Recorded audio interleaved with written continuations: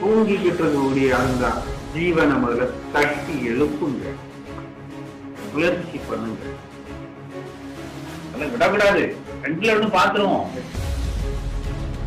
ஒரு சிஷ்யம் எப்படி இருக்கணும் தெரியுமா?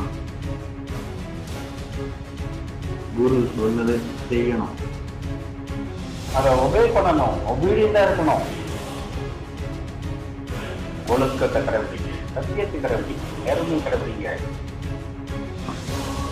இப்படி செயல்படுங்க. இப்படி செயல்பட்டு இந்த பலன் உங்களுக்கு கிடைக்கும். போங்க. சொல்ல முடியாது, காப்பாற்றுவாரா இல்ல மாட்டாரா? யார் பெரிய வீரம் தெரியுமா? ஆன்மீகவாதி தான். உலகத்தையே தலைகளா தூக்கி மாற்றக்கூடிய வல்லமை தவம் செய்பவருக்கு கிட்டும். அதுக்கு உதாரணம் தான்.